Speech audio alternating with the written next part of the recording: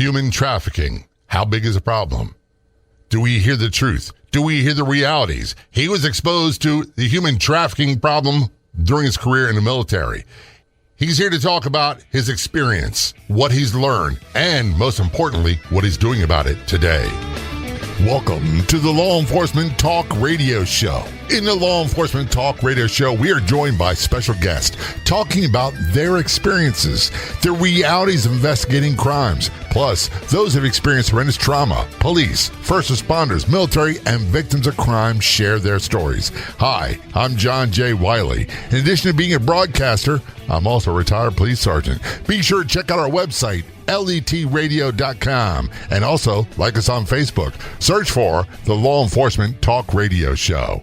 The show is brought to you by OPPS, Operational Police Protective Services. They're dedicated to creating a safe environment, building trust, and enhancing the quality of life for their clients. They're committed to delivering quality service, safety, and security in an effective, responsive, and professional way. Get more details at OPPSprotection.com. Contact is from the southwest portion of Florida. We have Jarrod Sadulski, Ph.D., on the Law Enforcement Talk Radio Show. Jarrod is also a United States Coast Guard veteran, and he's here to talk about human trafficking and what a huge problem it is. First of all, Jarrod, thanks for your service in the Coast Guard, and thanks for being a guest on the show. Very much appreciated. Yes, thank you very much for the opportunity to be here. It is a pleasure, and this is a topic that really is not a pleasant topic to talk about. And I'll be honest with you, and I'm going to ask you point blank, it seems like a lot of people sweep this under the rug. They don't want to have to deal with it. So it's like out of sight, out of mind. That's a great point. But unfortunately, it exists in communities throughout the United States and all 50 states. We're talking about human trafficking. We're talking about human trafficking for sex crimes, for sex workers. And one of the classic examples that we often don't think about is the runaway and being approached by a pimp at a train station or bus station and basically trapped into service, doing sex work. That's one of the things. We also now think about human trafficking when it comes from the southern border, but we don't really talk about why, what's happening. Absolutely. And 5 years ago, I started my work in Central America that leads all the way today, and what I have found is horrifying. And I want to share with your audience that what we're about to talk about is some really kind of heavy stuff, but very important. And it's very important because it's knowledge, it's things that I've seen with my own eyes, and it's important that everyone becomes educated on what's really going on in our communities in terms of human trafficking. And it's all of our problems. If you live anywhere, it's your neighborhood. It's your neighborhood. It's going on where you least expect it. People might think, well, it's not my child. Why should I care? Well, why should they care, Jarrod? Well, they should care because if it's not their child, their child is going to be interacting with somebody that is being trafficked. And it's something that occurs so much more commonly than people are aware, and it can happen to anyone. But sadly, the targeted age is 14, 15 years old of somebody that's being groomed for sex trafficking. 14 to 15 years of age. Look, I'm kind of grizzled. I'm kind of old and salty. Spent a lot of time in the dermatologist's office. Got ruined by a career in police work. But when I was 14 years old, I was totally naive. I didn't know anything. I thought I did, but I didn't. Absolutely. And it's something that recently my eyes have been open to, especially at the southwest border. I've heard for years that there's an issue down there. But when I started to work in Central America and leading to the southwest border and spending time on both the U.S. and Mexican side, what I found was horrifying. But it really started in Central America 5 years ago. I was invited to come to speak at an event there, and I just happened to get a tour of this nation's only prison. And what I found was this prison is operated on faith-based principles. This prison has one of the lowest reoffending rates in the world, but it is a poor prison in a poor country. And for the last 5 years, I've been doing humanitarian work at that prison, providing training for the staff as well as the inmates, which has led me to the opportunity to get to know and gain the trust of some former human traffickers. Did you get exposed to this during your career in the Coast Guard? Is that how you stumbled into it? That's where it started, because I did a lot of interdiction work in South Florida, Miami, Palm Beach, the Keys, where I was dealing with mostly human smuggling, but there was some trafficking component to it. So that was where I was first exposed to it from a law enforcement side. But now, as a humanitarian side, I've been able to dig much deeper. A lot of people don't think of the Coast Guard as being a law enforcement branch. They really are. They're out there working, and they put their lives on the line all the time. Absolutely. It's a great service, and it was a privilege to spend 26 years of my life in that service. Earlier, you said you were interdicting human smuggling and human trafficking. You almost sound like it's a different topic. What's the difference between the two? Sure. So human smuggling is transportation-based, right? So somebody pays a certain amount of money to be transported from one location to the other, where trafficking is labor-based. So somebody is trafficked to a location, not free to leave, and therefore they have to work off whatever debt they're owed to their traffickers. The problem is the lines become very blurred when it comes to the southwest border. So what I've come to learn in speaking to former human traffickers that are now being rehabilitated, some of which are currently incarcerated, some of which were previously incarcerated, but the things that they've explained to me are horrifying in terms of how those two blend together. For example, coyotes are embedded with smuggling groups that are being brought to the United States. Their purpose is to determine who doesn't have the money to pay for unexpected expenses on the route to the United States. And when the coyote embedded with these migrant groups learns that, they sell this person for $4,000 to $6,000 to the sex traffickers that then traffic the person the rest of the way. Is the difference between human smuggling and human trafficking more based on the outcome, what they're going to use the individual for, and the other one is just I'm going to get you across the border and you're on your own after that? Right. So in terms of trafficking, males are typically forced into drug packaging. Females are typically forced into sex trafficking. So it's often somebody will pay everything that they have, and they hope that they don't get robbed on the way. So one of the things that I did recently was I visited the southwest border. I went into both the U.S. and the Mexican side, talked to a lot of migrants, talked to a lot of people, and their stories were horrifying. One gentleman was named Alan. Him and his family were coming from Peru, and they came through the Darien Gap, which is an area between Panama and Colombia. It's a jungle that's known for every crime imaginable. So him and his family were kidnapped by the cartel, and they were taken to where they could have money, Western Union, to them, and that's what saved their life. There was another couple that came from Venezuela that witnessed two people sexually assaulted and murdered because they didn't have the money for bribes. And this is how prevalent. I know it's a lot bigger problem than I would imagine, but how prevalent do you think it is? Well, I could tell you that when I was in the border and I was in a shelter, there were hundreds of migrants there that have been smuggled to the United States, processed by Border Patrol, and are now located in a shelter. And that was actually where I met those two. But the worst story was a mother who was in the shelter who refused to set her child down. And as she paced in the shelter, holding her child, the staff said, "Why don't you set your child down? There's 50 other children. It's safe here." The mother explained that not only was all of her property stolen from her en route to the southwest border, but so were the other two children that she began the voyage with. And what I've come to find out, this happens every day. Wow. We're talking with Jarrod Sadulski. Jarrod is a PhD. He really got exposed to the human trafficking, human smuggling problem during his career in the Coast Guard in Florida, which led more to what he does today. Check out his website, Sadulski.com. That's SADULSKI.com. And Sadulski Enterprises follows continuing research and efforts to combat human trafficking nationwide. Do you want to be a guest on Law Enforcement Talk Radio show and podcast? It's really quite simple. And before you get into this notion that I'm not a cop, I wasn't a cop, I don't have something to contribute. Well, the show is about investigating crime. That's one aspect of it from the real life perspective of those who did it. And then it's also about trauma, how trauma impacted them, often crime-based, but not always. Our guests quite often are law enforcement officers, other first responders, military, victims of crime, their spouses or survivors, talking about how trauma impacted them, what happened, how it affected their lives, and how they rebuilt their lives after. If you want to be a guest, just contact me. It's really simple. Send an email to jay@letradio.com. That's jay@letradio.com. Or go to letradio.com and the Contact Us page, and you can get me right there as well. This is Law Enforcement Talk Radio Show. We're going to take a short break. We'll be right back.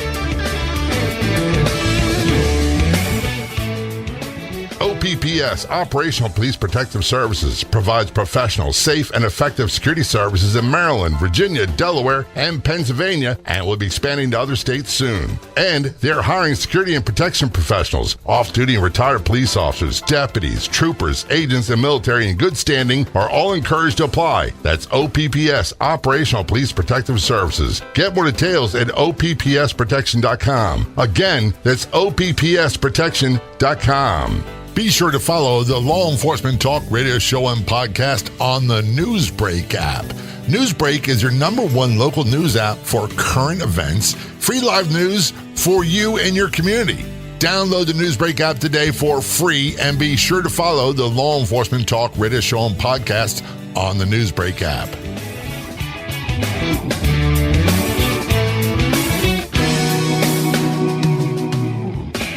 The Law Enforcement Talk radio show is brought to you in part by Colonial Metals Group. They provide help with the goal of protecting your financial future by having a self-directed IRA where you can safely store gold and silver, assets that have stood the test of time, no matter what the economy or the government is doing. Take advantage of a special offer for our audience and you'll receive a safe and up to $10,000 in free silver. That's 800-898-1841. 800-898-1841. Call 800-898-1841 or go online to colonialmetalsgroup.com/LET radio. Return our conversation with Jarrod Sadulski, PhD, on the Law Enforcement Talk radio show.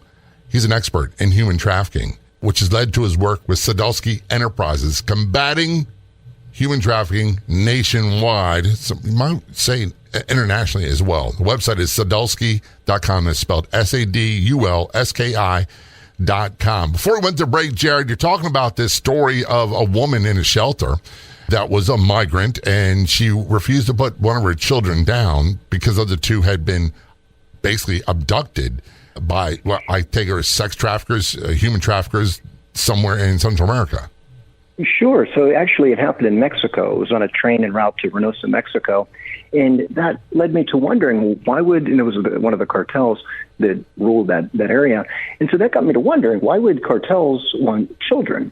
And what I came to find out was even more horrifying, and that those children are not being held in Mexico or in Central America and being forced into slavery there. They're actually being brought by these cartels into the United States and being forced into slavery here in the United States. Today, there are children that are migrants that have come from Central America that are going to be forced into sex trafficking. There are children that today are going to be forced into poultry factories in deplorable conditions. And I live in Sarasota County, and it's a pretty calm area. I recently spoke with a special agent with the Florida Department of Law Enforcement, and I asked how prevalent this issue was in Florida, and he explained that he was recently assigned to check on 25 children that were migrants that were processed at the border and were sent to sponsors, and he was able to locate 2. All of the other sponsors said that the child either never arrived or that some strange men came and took the children. So that's led me to trying to understand, what's going on with these children. So what's happening is when these children are processed, it's the children themselves that get to ask who's going to be their sponsor. And so what happens, the cartels tell them, they'll give them sometimes a piece of paper with the name and phone number, and that's going to be their sponsor. They're basically processed at the border, sent to their sponsor, and without any type of oversight, without any type of vetting, the children are being exploited. So 2 of the 25 children that this state law enforcement officer went to do follow-ups on never made it, never showed up. Well, 23 did not. So 2 were found, and the other 23 were missing. And we don't know where they are. We don't. We don't know who the strange men were that took them. Here's the really troubling part. Well, all this is troubling, to be totally honest with you, Jarrod. But the troubling part is my mind doesn't operate the way when someone says they have any, and they don't talk like this, but they have any kind of sexual desires towards a child. My mind doesn't work that way. And it seems like a totally foreign concept. And part of me wants to say, no, that's just not happening. But it does. It does. And some of these children are put into forced labor. Some of these children are put into agriculture, into the poultry companies that really have deplorable conditions. So not all of these children will be forced into sex trafficking. Many of them will be forced into other forms of labor.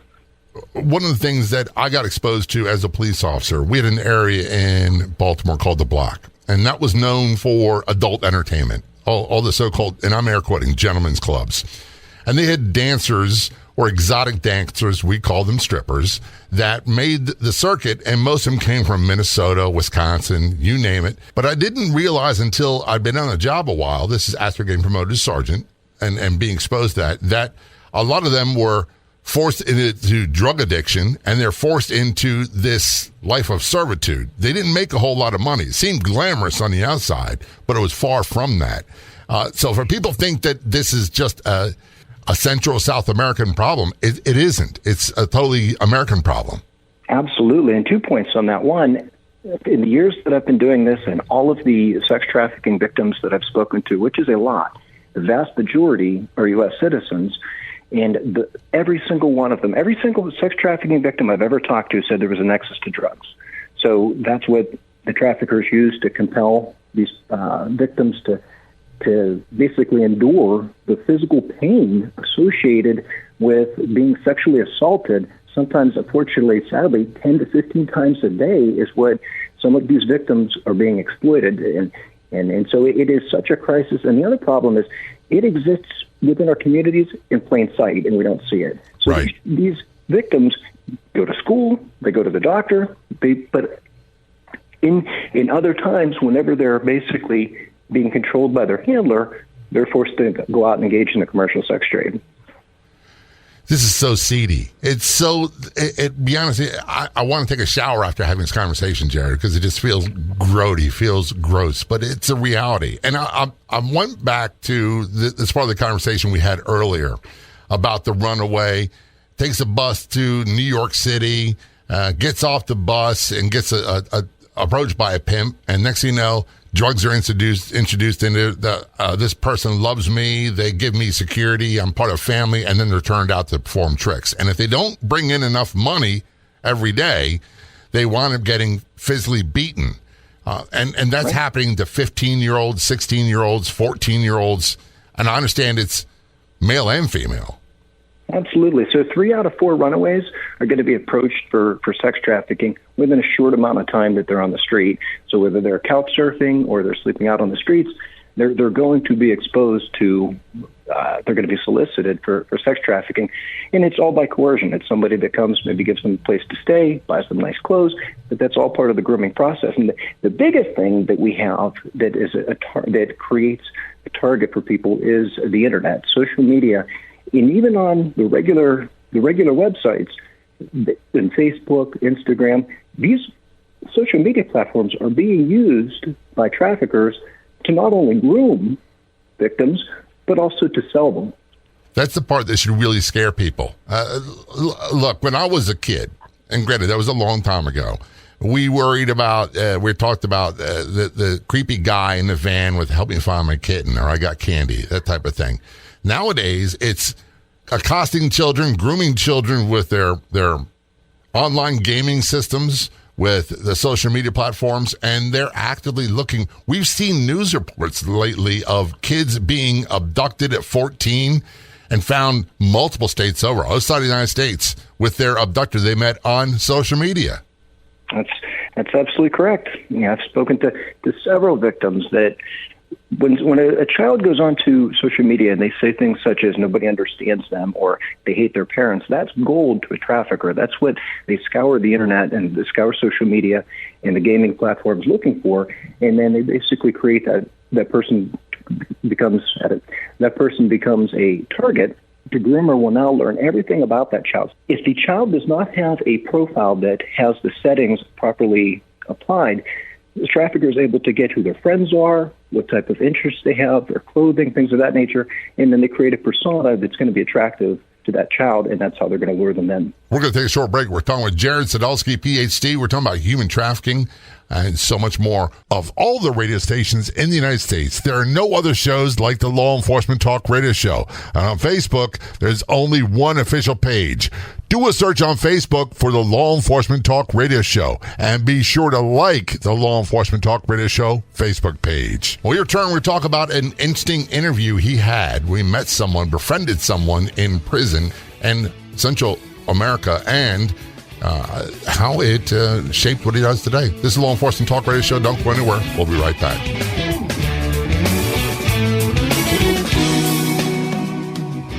Our sponsor, Colonial Metals Group, helped me with my goal of protecting my financial future. Being at the whim of the stock market or the current administration doesn't make me feel safe or secure. But having a self-directed IRA where I can safely store gold and silver, assets that have stood the test of time, no matter what the economy or the government policies are, makes sense to me. Colonial Metals Group has helped me create a self-directed IRA where I can have direct access to my assets. Let the team of experts at Colonial Metals Group help you protect your family's future. Their level of professionalism and ability to listen make it easy for you to learn everything you need to know about preserving all you worked for. Maybe you're just thinking of getting started, or maybe you've already in a 401k or IRA. You're thinking about your parents' retirement. Regardless, Colonial Metals Group can help. We put together a special offer for our audience. Call 800-898-1841. 800-898-1841. That's 800-898-1841. Or go online to colonialmetalsgroup.com/LET radio.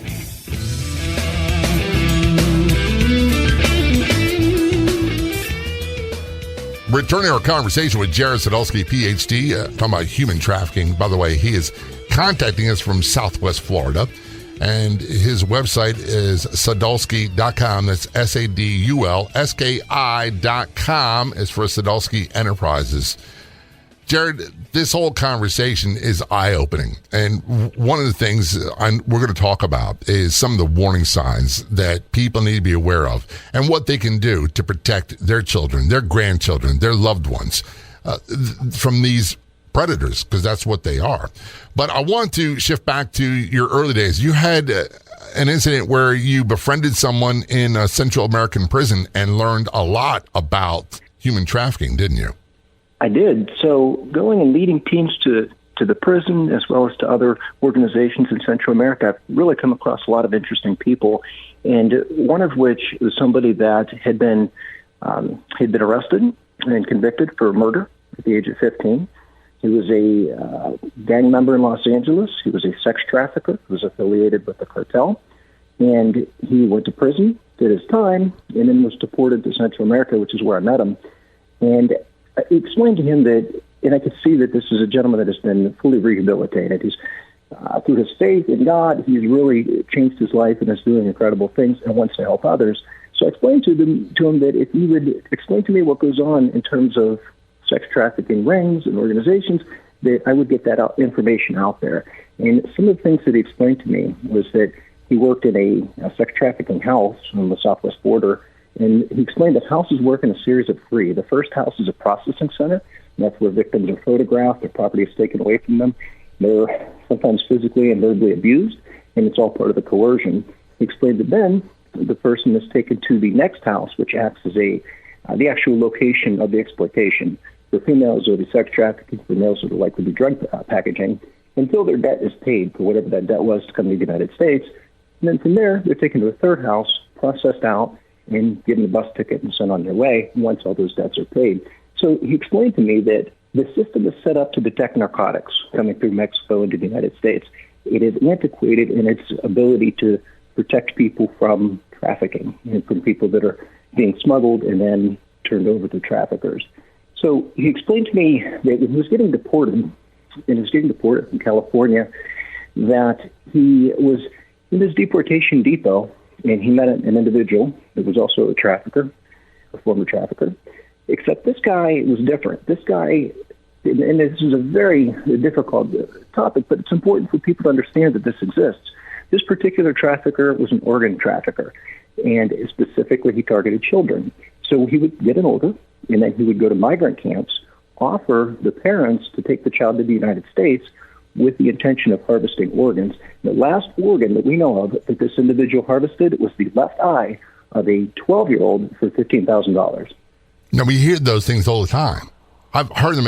I think that they're, kind of urban legends. They can't be true. It can't be right. But this does happen. It doesn't. One thing I want to make sure that I make clear, though, that happened in Mexico. I have not been informed of any organ harvesting in the United States. From the research and from the information from what people have told me, it really, fortunately, has stayed out of the United States and into Central and South America and Mexico. I don't want to act like a fake caring about it, but I do, because that's someone's child, and it shouldn't matter what side of the border it occurs on. The fact that it occurs should be alarming, and all this really is alarming. And here's the reality, Jarrod, and you and I could talk about this all day long, is that this stuff is happening, and yet, and I live in a nice neighborhood in West Palm Beach, Florida. I don't see it going on here. It was my job years ago. It's not now. And I want to say it's not my concern. It's not my business. But it really is my business, isn't it? Absolutely. Epstein was just down the street over in Palm Beach. It's everywhere. And it's, every parent should be alarmed. Every parent should be aware that if their child's on the internet, their child's already being targeted. And so, to create that awareness of what to look for is real important. And going back to your question on that, bruising in various stages of healing, that's an indicator of something going on. Somebody that's coached on what to say, somebody that doesn't have possession of their own property, these are all indicators that somebody is potentially a victim of trafficking. If they're extremely timid, there's something going on. But I can't emphasize enough that we have a crisis at the southwest border. That's undeniable. But the vast majority of sex trafficking victims are U.S. citizens in our communities. So if we're looking and we want to be aware, what are some of the things, you mentioned some of the signs we should look for? You would think the stereotype that Hollywood puts out there that someone comes across the border, they're timid, they've got their bruises, they got all that stuff you talked about, they don't have any personal property, there should be big red flags. When we talk about people that are American citizens this is happening to, are the warning signs the same? They often are, but it's even more difficult, I think, with victims that are U.S. citizens because they're groomed in such a way that mentally sometimes they're not aware they're even a victim. So, they will do everything they can to create an outward appearance that everything's normal. Again, they'll go to school, they'll go to the doctor, they'll live a relatively normal life, but whenever that text comes in at 2 o'clock in the morning, they climb out of their bedroom window in pajamas without shoes into the waiting car down the street because somebody has such power and control over them that they're able to coerce them to do that against their will. The signs are not always easy to see. If you have a house in your community that you have a high level of traffic of men coming in and out, along with girls that appear to be impaired, that would be a huge red flag. Truck stops, a girl that is not dressed for the weather, the girl that is young and is dressed inappropriately and is walking amongst the trucks, that would be something that should be alarming. It's also really important for your audience to understand that not all victims can immediately escape. So each situation is a little different. Sometimes, the trafficker may have a little brother or a little sister that they're targeting, that if the person escapes, that person's going to be harmed. So what I recommend is when trafficking is suspected, and it all depends on situation. Sometimes the call to 911 is warranted. Other times, giving that person information on human trafficking, identifying that they're in fact a victim and what's happening to them as a crime, along with giving them the human trafficking hotline helpline can be very effective. What it does take is being willing to say something, being willing to step out, stick your neck out and say, it is my business. And being willing to, I would imagine, being willing to be wrong and apologizing later on if you need to. Yep. I can't imagine any scenario that there's anything wrong with saying, are you okay? Are you in danger? Are you being held against your will? And that alone may be enough for that person, that child, or even adult, to say, no, I'm not. And then the dialogue and discussion, goes from there. So if you do ask someone, are they okay, and they say they're not, what should someone do? Ask them if they wish for them to call 911. Ask them if they wish for them to stay with that person until help arrives. Every situation is different, and every situation may call for a different action. But most importantly is explaining to somebody that they're a victim, offering to call for help, and staying with that person.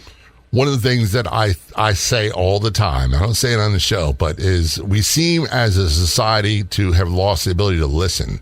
If you ask someone, and not just with human trafficking, with any type of situation, sales, for example, ask someone what they want, ask someone what they need, ask them if they're okay, and then listen to what they say. When I say listen, that doesn't mean prepare your response to what they say, which, by the way, I have a huge problem with my wife when we argue. So I was like, she'll say this, then I'll say this, then she'll say that, then I'll come back with this, and I'll walk away victorious. And that never, ever happens. We're talking with Jarrod Sadulski, PhD. He's retired United States Coast Guard, heavily involved in combating human trafficking across the United States and international as well. His website is sadulski.com. That's SADULSKI.com. And the name of his company is Sadulski Enterprises. What is the Newsbreak app, and why should you follow the Law Enforcement Talk Radio Show and podcast on the Newsbreak app? Newsbreak is your #1 local news app for current events, free live news for you and your community. Download the Newsbreak app today for free, and be sure to follow the Law Enforcement Talk Radio Show and podcast on the Newsbreak app. When we return, we'll talk about what you can do to protect your child from human trafficking, from sex trafficking, and more. Don't go anywhere. We'll be right back.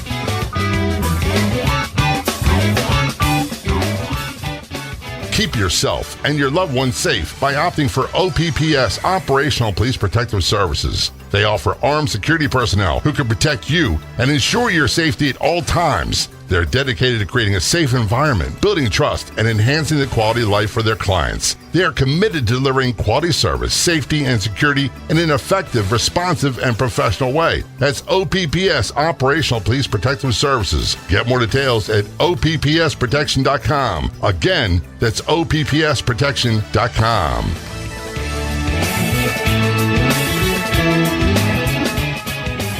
Return our conversation with Jarrod Sadulski, PhD, calling us from Southwest Florida. He's a retired Coast Guard, and he is heavily involved in combating human trafficking worldwide. His website is sadulski.com, SADULSKI.com. His company is Sadulski Enterprises.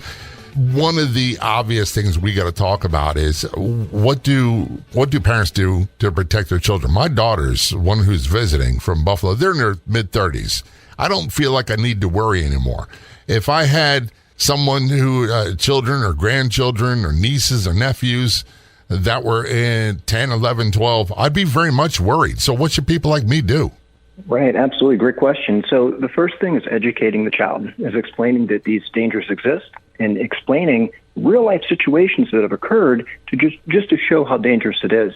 The information is readily available on the internet. And there was a case that occurred in Dallas where a 15-year-old girl was at a basketball game with her dad. She got up to use the bathroom. Somebody approached her, said, "Let's hang out in the parking lot until the end of the game, then we'll reunite with her dad." And she disappeared, and she was trafficked over the next approximately 10 days. These things happen, so children have to be taught to have their guard up, especially amongst people that are strangers, but even those that aren't. There unfortunately are cases that family members are trafficking other family members. So, it's rare, but it occurs, especially when there's a nexus to drugs. So parents need to really inform their children about the dangers that exist, and then mentor them and coach them how to protect themselves. One of the biggest ways is making sure that the child understands that if they're on social media, if they're on the internet, they are already going to be a target. So the good news is that these traffickers look for the path of least resistance. So if somebody has the privacy settings set so that somebody has to be vetted before a connection is made, if somebody takes the extra steps and doesn't talk to people that they don't personally know on social media, then the trafficker is just going to move on to the next person that's the easier target. So target hardening is what we would call that in the military. That can be applied in this situation. In addition, checking the child's phone. I don't know too many children that are 14, 15 years old that, one, don't have a phone, or two, that don't have their parents paying for it. So the parents are paying for the phone, so their child has every right to search that phone. So randomly spot checking that phone, going in, seeing what texts, seeing what activities going on social media is very helpful. And if there are concerns, there are apps out there that enable parents to see all of the activity that the child's doing on the internet. One of the things that, and I know this is different, but if you go to the Law Enforcement Talk Radio Show Facebook page, you can send me a message. I'll answer. We have this auto thing set up, but eventually I will answer.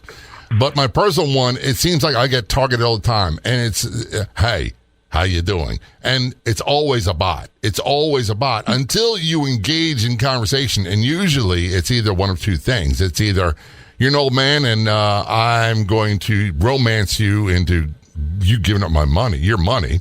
Or the other one is, hey, have you heard about this grant or that grant? So those guys, I blank them out right away because I don't have time for that, either one. But with children, is it the same? Do they start with bots or do they start with humans? They can, and AI can be used in a good way, or it can be used in a negative way.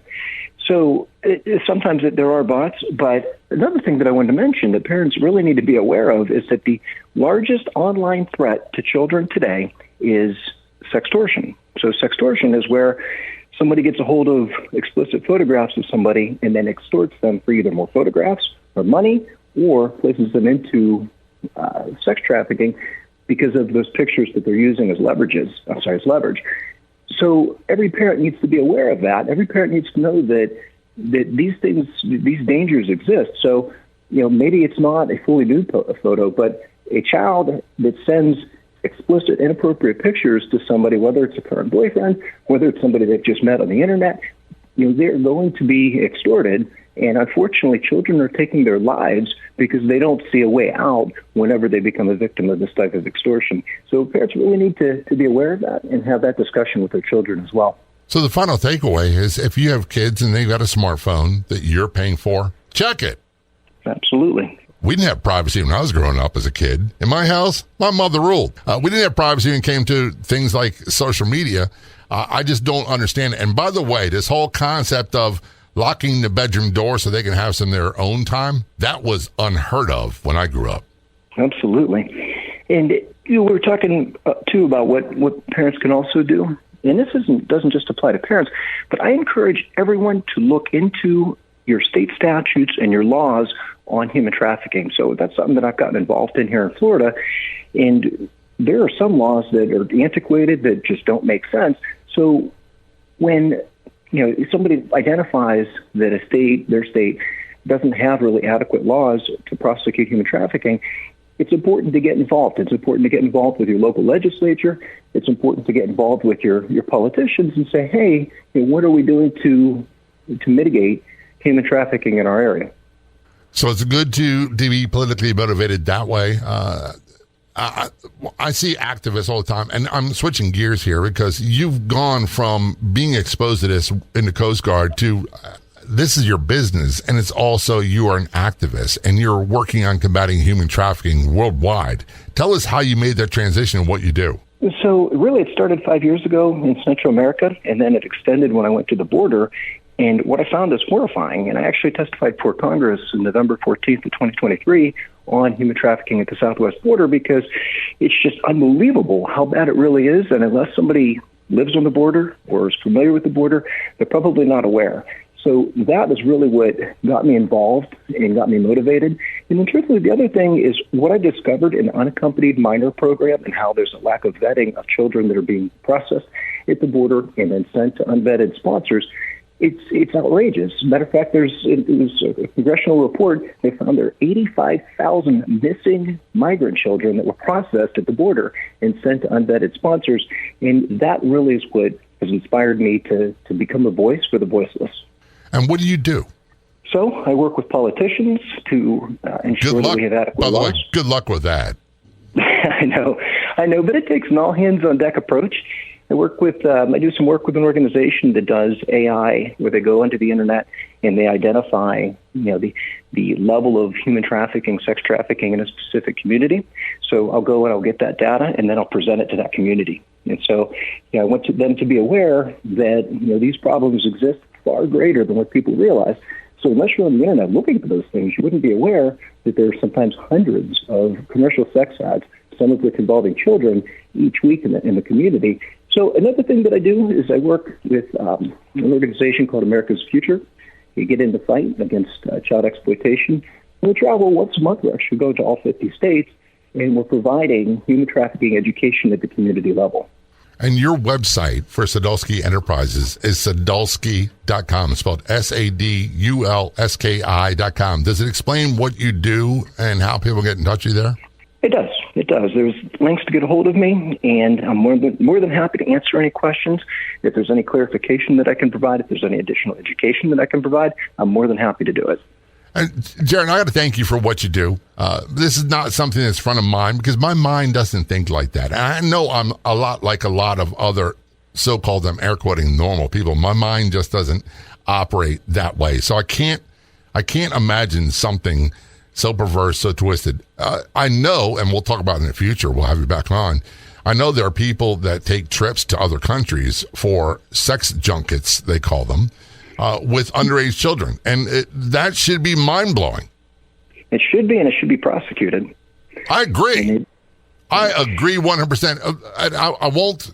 I won't belabor the point, but there are people that are so-called Hollywood celebrities that I will not watch anything they do. I won't give any money because of things that they've done in that area. Jarrod, again, your website is what?